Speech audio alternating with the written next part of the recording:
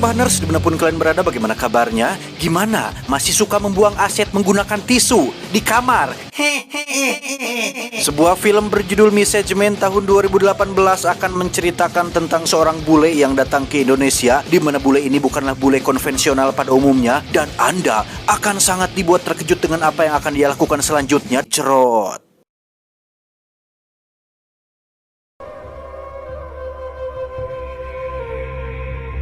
Berlatar di Pulau Seribu, kisah diawali dengan memperlihatkan sebuah kapal milik seorang bule bernama Ryan Taylor. Ini orangnya, dia berlayar sendirian tanpa didampingi tourist guide atau perwakilan dari PBB, karena memang ini bukanlah pertama kali dia datang ke Indonesia. Isi ini.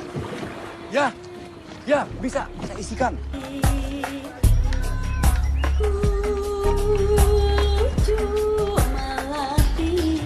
Anda mungkin tidak menyangka jika orang yang Ryan temui pertama kali ternyata adalah sang preman yang sudah pensiun. Ya, dialah Kang Mus yang sekarang berprofesi sebagai seorang mekanik bengkel, di mana Ryan meminta beliau untuk membetulkan spare part mesin dieselnya dan memintanya untuk mengerjakan pekerjaan tersebut dalam waktu 2 hari. 2 days. Saat itulah kita akan diperkenalkan kepada seorang anak kampung bernama Doni. Ini wajahnya yang ternyata cukup pandai berbahasa Inggris dan meminta Ryan untuk menjadikannya sebagai tukang bantu-bantu selama Ryan berada di sini.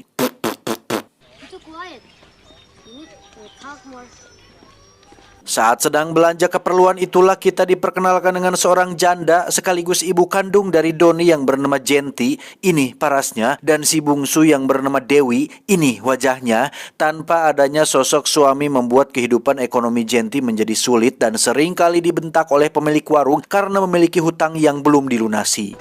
Doni! Halo? Entah ini kampung Inggris atau semua warganya pernah kuliah di BSI, tetapi Jenti sama pandainya berbahasa Inggris seperti Doni, dan hal itu dibuktikan ketika Jenti sangat berterima kasih kepada Ryan karena telah memperkerjakan anaknya dan mengundang Ryan untuk makan malam di rumahnya malam hari ini. You're very welcome, Miss Aryan.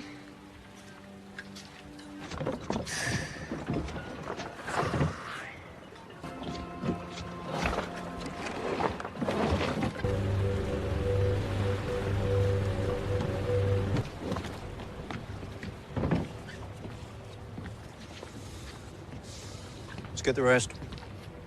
Di sisi lain, masih di sekitaran Pulau Seribu, kita akan diperlihatkan sebuah kapal milik para perompak yang dipimpin oleh seorang bos bernama, kita panggil saja si bos perompak. Ini bebenguknya, di mana dia baru saja kedatangan barang baru yang dibawa oleh anak buahnya bernama Asep. Ini bebenguknya, yang ternyata mereka semua adalah penjara, penyiksa, pedagang, dan penculik gadis-gadis desa yang akan dijual kepada para bos besar, termasuk mafia yang ada di Jakarta. Berapa yang kita punya? 21.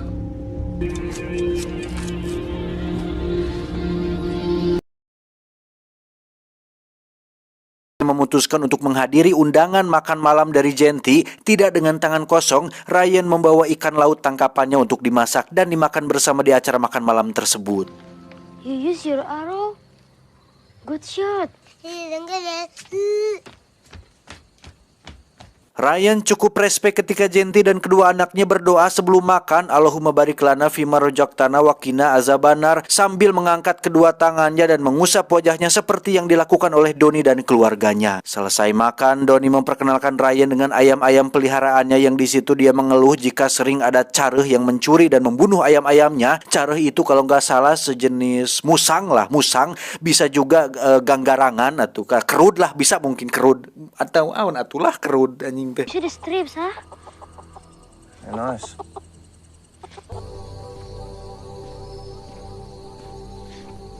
Maka dari itu esok paginya Ryan membuat sebuah panah untuk Doni bisa mempertahankan apa yang menjadi miliknya, sekaligus mengajarinya cara memanah yang benar sesuai dengan kaedah-kaedah yang berlaku. Tepat di waktu yang bersamaan, kita akan melihat Asep bersama 3 anak buahnya muncul dengan mata yang bolodok dan leleged yang sangat pika keengen, cukup membuat semua anak-anak kecil yang ada di sana terdiam sejenak. Mereka rupanya berniat untuk mengambil paksa beberapa gadis desa sesuai perintah dari si bos perompak yang merasa jika stok gadis jualannya masih kurang dan masih harus mencari lagi gadis-gadis cantik lainnya.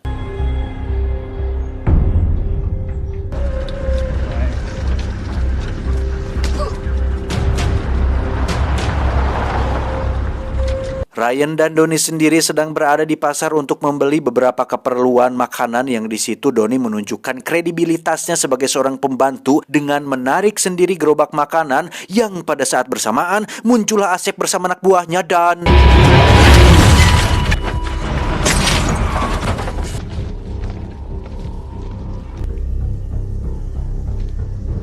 Ya, entah siapa Ryan ini tetapi dia sangat berani dan bernyali sekali ketika memutuskan untuk berjalan ke tempat sepi menghadapi 3 preman yang membawa sajam ini, di mana Anda akan sangat dibuat terkejut ketika melihat Ryan mampu dengan mudah menghabisi ketiga preman ini dengan cara yang sangat amat brutal.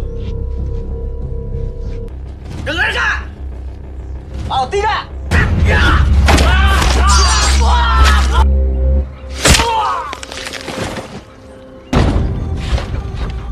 JNT.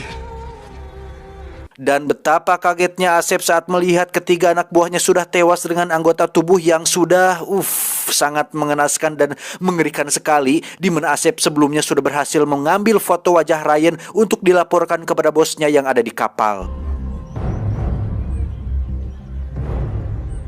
Tiba di kapal, Asep langsung memberikan foto tersebut kepada si bos yang langsung dia kirim kepada seorang pengusaha kaya raya di Jakarta sekaligus pelanggan setianya bernama Lee, ini bebenguknya, yang kebetulan saat itu Lee tengah mengerjakan sebuah proyek dan memaksa bawahannya untuk pakai segala cara supaya proyek ini bisa cepat rampung dalam waktu singkat. Mr. Lee, you need to give yourself an opportunity to be a nice guy. Tak lama, sang ajudan pun menunjukkan foto yang dikirim oleh si bos yang langsung membuat Lee segera pulang ke rumahnya untuk membuka laptop dan mencocokkan foto tersebut dengan wajah yang selama ini dia cari, di mana Lee segera menghubungi beberapa nomor dan menyewa beberapa pembunuh bayaran untuk menangkap si Ryan hidup-hidup. I want you to bring him back to me alive. Kembali ke Ryan yang baru tiba di rumah dan meminta Jenti untuk tetap tenang, Ryan sendiri kembali ke kapal untuk mengambil beberapa obat dan satu koper berisi perhiasan yang di dalamnya terdapat alat pelacak chip kecil, di mana saat sudah di rumah, Ryan langsung memasangkan mereka semua perhiasan tersebut karena dirinya sudah bisa menebak jika akan terjadi sesuatu hal yang buruk untuk kedepannya. I need you to keep the kids inside. Mengenakan kacamata, Ryan pun keluar rumah sebentar untuk cari angin yang tanpa sepengetahuannya, dari jauh sudah ada satu pembunuh bayaran yang kapan saja siap menembaknya, namun karena Lee memerintahkannya untuk membawa Ryan hidup-hidup, dia pun tidak jadi melakukannya. Sebagai seseorang yang belum diketahui asal-usulnya, Ryan rupanya memiliki insting yang sangat tajam ketika merasa ada seseorang yang sedang mengawasinya dari jauh, di mana Ryan memutuskan untuk masuk ke dalam toko alat selam yang di situ sudah ada satu pembunuh bayaran lain dan... Ryan mencoba menginterogasi si pembunuh secara baik-baik meskipun dia tidak mengeluarkan sepatah kata pun dan menjawab apapun, yang di sini kita akan kembali diperlihatkan dengan betapa tidak bertele-telenya si Ryan saat menembak si pembunuh tanpa mencari informasi terlebih dahulu.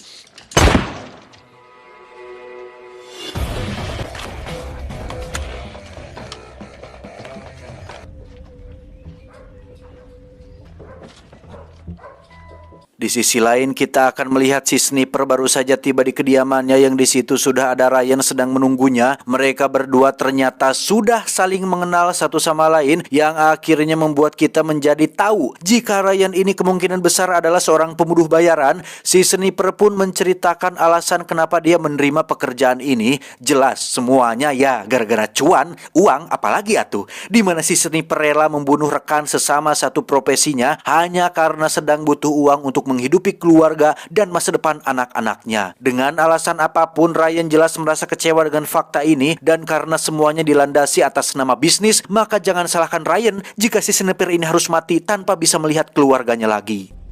Yuri, we just met. She's the most beautiful thing.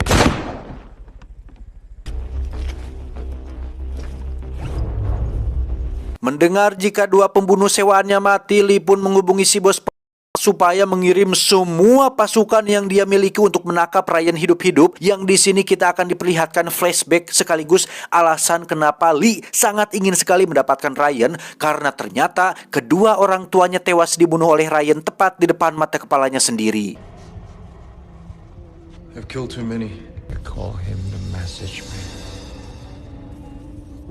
Kembali ke Pulau Seribu di mana kita akan melihat Asep beserta pasukannya tiba di daratan untuk menangkap Ryan. Mereka semua diperintahkan untuk menyebar ke berbagai titik, sementara Asep akan menculik Donnie dan Dewi untuk diserahkan kepada Ryan. Mau tidak mau harus datang ke Jakarta untuk menyusul mereka berdua. Kalian, anak.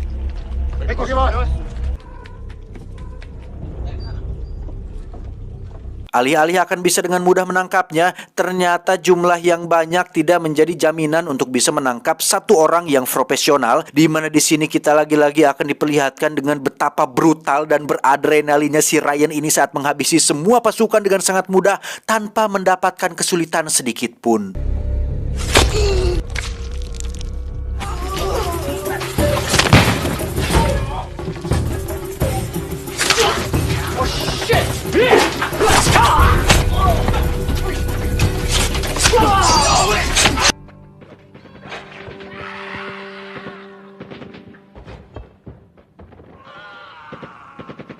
Setelah menghabisi semua pasukan perompak, Ryan sangat dibuat miris tatkala menemukan Genty sudah babak belur tidak berdaya sehabis disiksa dan diperkosa ramai-ramai oleh perompak buajingan tersebut, di mana di situ ada sebuah telepon seluler yang ternyata dari si Lee yang mengancam akan membunuh Dewi dan Dewi apabila Ryan tidak segera datang ke Jakarta dalam waktu 2 jam lagi. I'm gonna get your kids. Si bos perompak sendiri cukup dibuat ketar-ketir saat Asep melaporkan jika pasukan yang dibawanya habis dibantai oleh hanya Ryan seorang, di mana Lee yang memberi tugas ini pun justru lepas tangan begitu saja dan mempersilahkan si bos untuk berusaha sendiri jika ingin selamat dari Ryan sang pembawa pesan. Selesaikan apa yang sudah kamu lakukan. Mereka semua.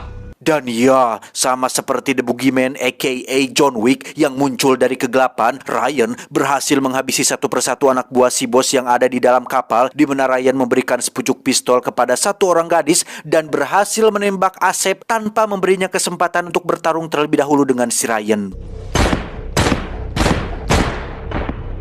Dengan tewasnya Asep, si bos jelas semakin merasa panik dengan kemampuan luar biasa yang dimiliki oleh Ryan, di mana dia akhirnya harus mengalami nasib naas tatkala Ryan menembak kedua kakinya dan mengatakan tentang setiap tindakan harus siap dengan segala konsekuensinya, hingga akhirnya si bos tewas dengan leher tergorok menggunakan pisau merek Eiger. This is not an exercise in torture. Anything, women, money, anything. Setelah urusan dengan si perompak selesai, Ryan pun kembali ke daratan untuk mencongkel sesuatu dari bawah kulitnya yang ternyata adalah sebuah alat berupa transmitter yang dia gunakan untuk mengaktifkan akun pribadi kontinental yang menaungi seluruh pembunuh bayaran di dunia termasuk John Wick. Ryan juga tergabung dalam sebuah organisasi pembunuh bayaran yang di situ dia meminta bantuan seorang sniper yang biasa disebut sebagai The Consultant yang akan bertugas untuk membantunya nanti ketika berada di Jakarta, dan Ryan harus membayar $1 juta atau sekitar 14 miliar lebih untuk dirinya bisa mendapat bantuan dari jarak jauh.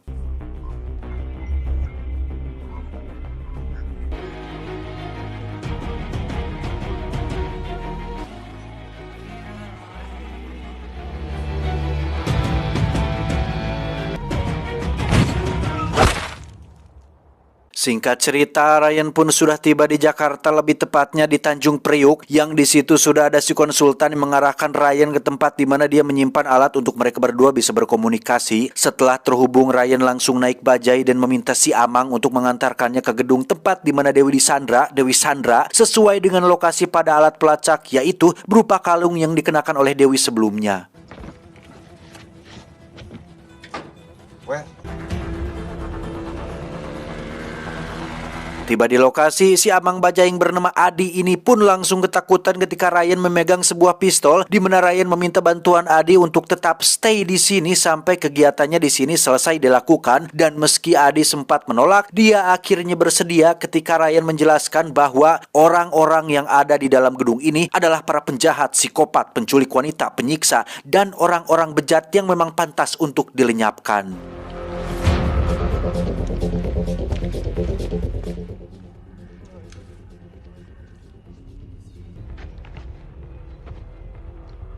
Ryan pun dengan santai berjalan ke arah dua penjaga bersenjata tanpa memegang dua pistolnya, di mana saat kedua penjaga ini semakin lama semakin beringas dan berteriak mengusirnya, tiba-tiba... Ya, inilah tugas si konsultan yang memang berperan sebagai backup dari jarak jauh, di mana senapan laras panjangnya jelas bukan kaleng-kaleng, dan Ryan meminta si konsultan untuk pindah posisi sesuai dengan kebutuhan yang diperlukannya. Southwest. Copy. Relocating.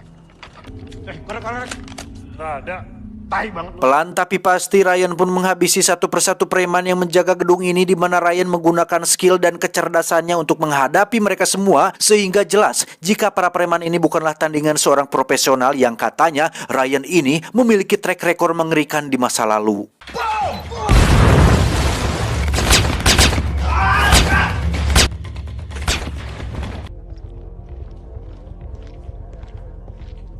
Di saat bersamaan, Adi sungguh dibuat panik tatkala tiga preman menghampiri bajainya dan menganggap sebagai teman dari si Ryan, yang ketika Adi akan dibunuh, tiba-tiba... Ground vehicle clear. Please advise next location.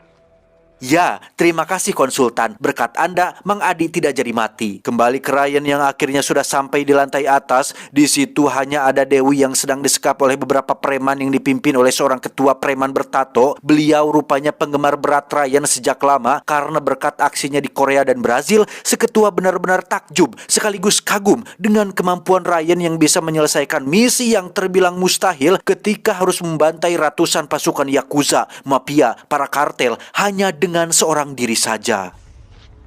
Ryan, tell her. 7 years. Si konsultan sendiri melaporkan jika dirinya hanya bisa menjangkau 2 target dan tinggal menunggu konfirmasi dari Ryan. Tetapi sebelum itu Ryan ingin mendengarkan dulu omong kosong si Lee yang dengan sombong dan jumawanya memamerkan apa yang bisa dapat dia lakukan dengan uang dan kekuasaannya. Lee terlihat sangat puas ketika melihat Ryan tidak berdaya dengan dikelilingi oleh preman sewaannya, dan ingin membunuh Ryan dengan tangannya sendiri sampai rasa dendam atas kematian kedua orang tuanya benar-benar terpuaskan. Dan ketika Lee menyuruh si ketua untuk menembak Dewi, tiba-tiba Kill the girl.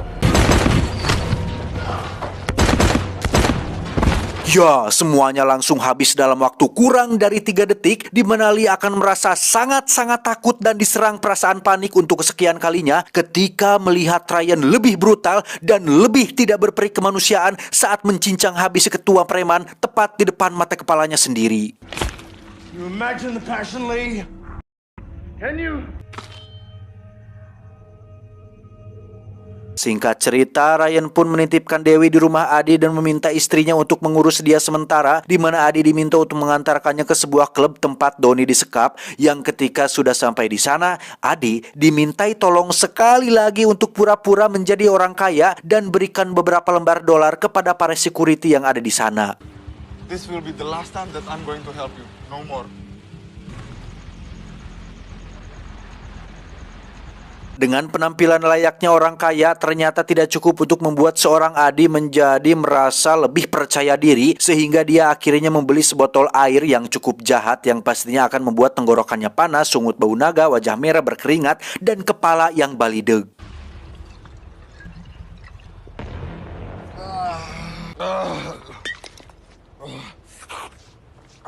Dengan beberapa lembar dolar yang diberikan Ryan, Adi pun dengan PDD-nya masuk memberikan mereka semua uang cecep, sehingga dia menjadi orang terakhir yang diizinkan masuk. Yang ketika sudah di dalam, Adi kembali menjalankan tugasnya untuk memberikan uang kepada seluruh security yang ada di dalam klub tersebut.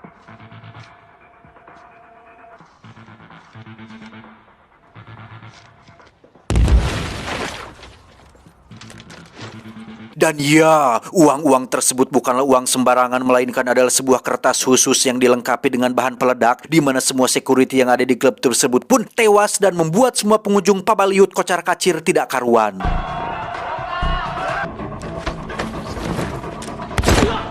Dari sini terjadi baku tembak dan pertarungan jarak dekat, di mana si konsultan rupanya masih ikut membantu dengan menghabisi beberapa preman yang ingin mencelakai Ryan dari belakang. Setelah sesi konsultasinya habis, si konsultan pun pergi untuk pekerjaan di tempat lain, di mana Ryan kini harus berusaha sendiri untuk bisa menyelamatkan Doni yang saat ini sedang berada di ruangan lain bersama dengan si Lee.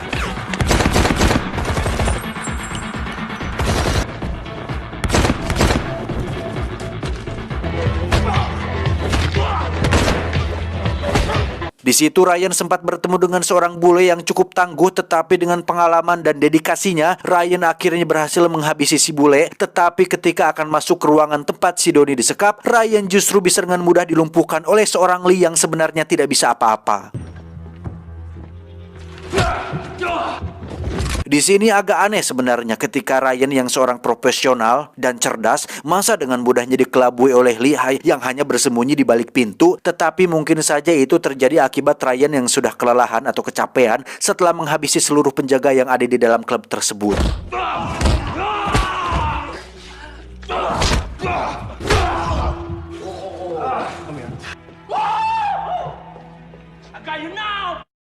Menggunakan pedang katana koleksinya, Lee pun menusuk bahu Ryan hingga kesakitan dan benar-benar dibuat sampai tidak berdaya, yang tanpa sadar jika di belakangnya sudah ada Adi yang diam-diam mengambil busur panah koleksi milik Lee dan tiba-tiba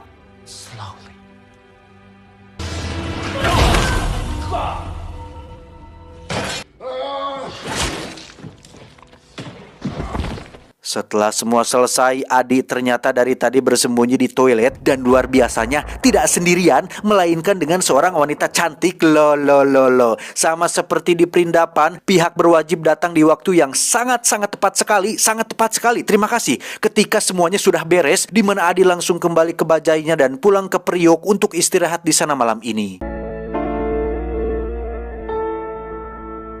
Saat bangun, Adi masih belum melihat batang hidungnya Ryan dan justru hanya terdapat sebuah koper beserta nomor kode untuk membuka kuncinya. Yang betapa terkejutnya Ryan saat mengetahui jika isi dari koper tersebut adalah uang yang cukup untuk dirinya berhenti jadi tukang bajai dan memulai kehidupan yang baru berkat bule yang baru dikenalnya.